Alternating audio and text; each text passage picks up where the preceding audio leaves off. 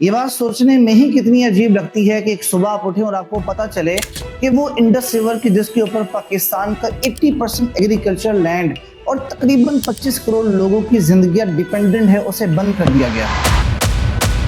پانی جو کہ ہیومن سروائیول کے لیے ایک بیسک نیسیسٹی ہے، اب کیا ہی ہو کہ اگر اس پانی کو بھی ایک سیاسی ہتھیار کے طور پر استعمال کیا جانے لگے، کیونکہ اس پانی کی ہی وجہ سے آج انڈیا اور پاکستان دونوں ایک نیوکلیر وار کے دہانے پہ کھڑے ہوئے ہیں۔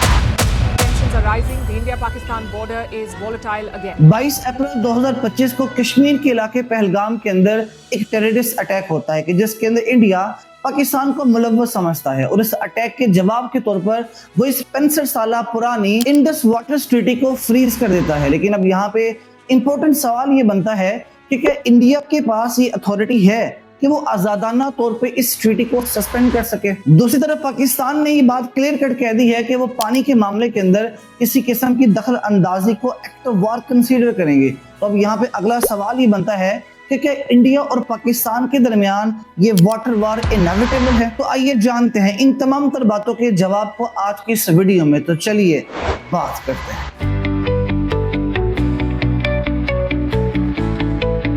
پاکستان اور انڈیا کے درمیان یہ پانی کا مسئلہ تو نئی بات نہیں ہے، بلکہ یہ اختلافات اتنے ہی پرانے ہیں جتنے کہ یہ ممالک خود۔ پارٹیشن کے بعد 1948 کے اندر انڈیا نے دریائے راوی اور ستلج کے پانی کو پاکستان جانے سے روک دیا، کہ جس کی وجہ سے پاکستان کے اندر اناج کی فصلوں کا ایک بڑے پیمانے کے اوپر نقصان ہوا، اور پاکستان اور انڈیا کے درمیان یہ پانی کا جو کنفلکٹ ہے یہ ابھر کے سامنے آیا۔ پھر 1991 کے اندر ورلڈ بینک کے پریزیڈنٹ یوجین بلیک نے انٹرفیئر کیا اور دونوں ملکوں کے وزیروں کو کہا کہ وہ اس پانی کے مسئلے کو پیسفلی سارٹ آؤٹ کریں، اور پھر 9 سال کے ایک لمبے کنفلکٹ اور سٹرکٹ بارگیننگ کے بعد 19 ستمبر 1960 کو کراچی جم خانہ کے اندر جواہر لال نہرو اور فیلڈ مارشل ایوب خان نے سگنیچر کیے، کہ جس کی وجہ سے انڈس واٹر ٹریٹی کا جنم ہوا۔ اب اس ٹریٹی کا فارمولا بالکل سادہ تھا کہ جو ایسٹرن دریا ہیں یعنی راوی، بیاس اور ستلج انڈیا کو ملے، اور جو 3 ویسٹرن دریا ہیں یعنی انڈس، جیلم اور چناب پاکستان کو ملے۔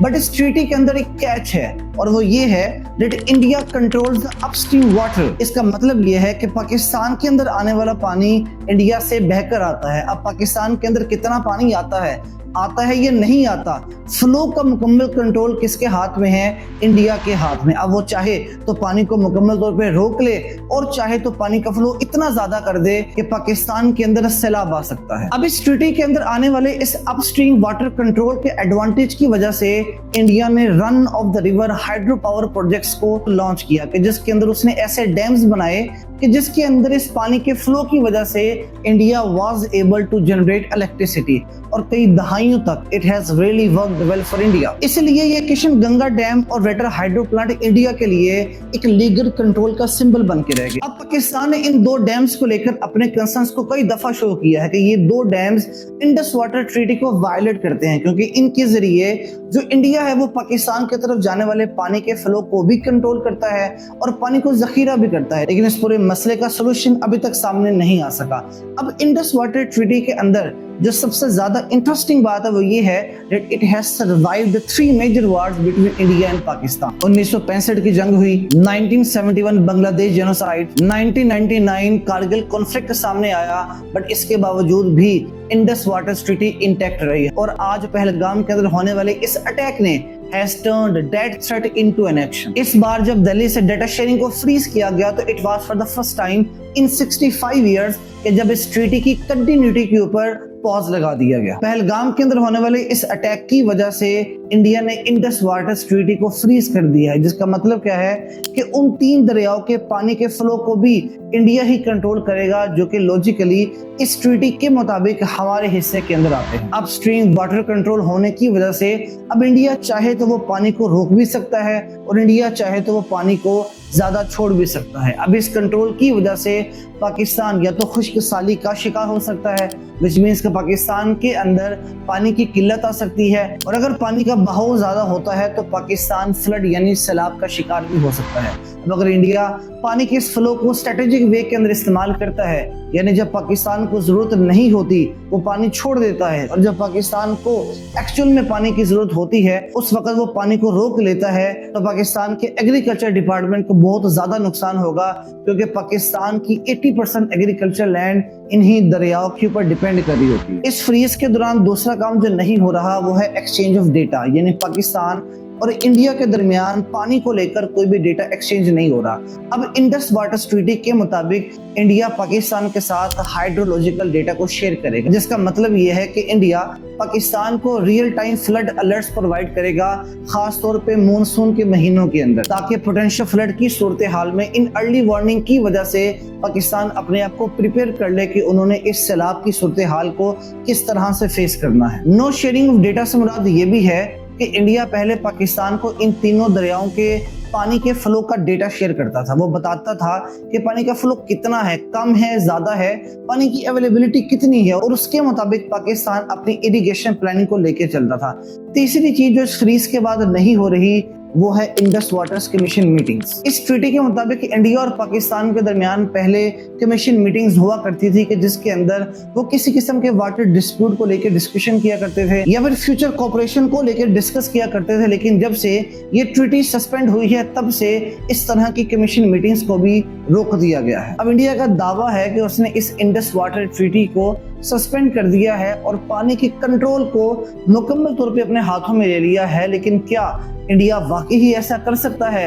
The answer is absolutely no. And there are two grounds कि जिसकी वजह से मैं ये नो बोल रहा हूँ, जिनमें से पहले नंबर पे आता है that India lacks infrastructure. India के अंदर इंडस झेलम और चेनाब के इर्द गिर्द कोई स्टोरेज डैम है ही नहीं कि जिसके जरिए वो पाकिस्तान की तरफ जाने वाले सारे के सारे पानी को लॉन्ग टर्म स्टोर कर सके।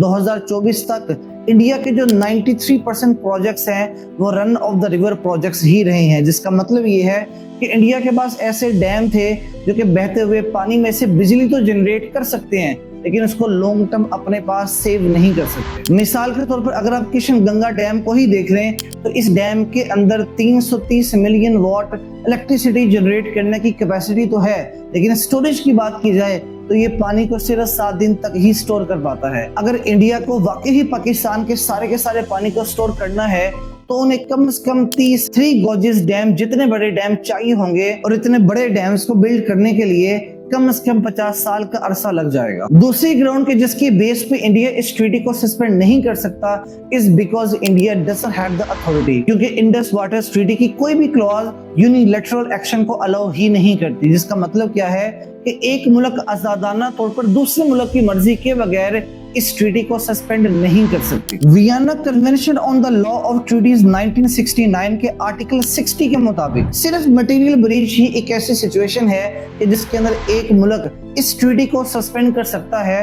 और पहलगाम के अंदर होने वाला अटैक मटेरियल ब्रीच के जिम्मे में नहीं आता। लेकिन अगर इंडिया फिर भी इस ट्रीटी को सस्पेंड करने की कोशिश करता है तो पाकिस्तान वर्ल्ड बैंक के अंदर एट्रीब्यूशन की अपील कर सकता है, और अगर वर्ल्ड बैंक ने पाकिस्तान के हक में फैसला दिया तो इंडिया को चाहते ना चाहते इस ट्रीटी को लेके चलना पड़ेगा, नहीं तो इन दोनों मुल्कों के दरमियान जो टेंशन है वो एस्केलेट करती जाएगी। दोस्तों, दुनिया की सबसे खतरनाक चीज है एटम बॉम्ब और दुनिया की सबसे ज्यादा जरूरी चीज है पानी।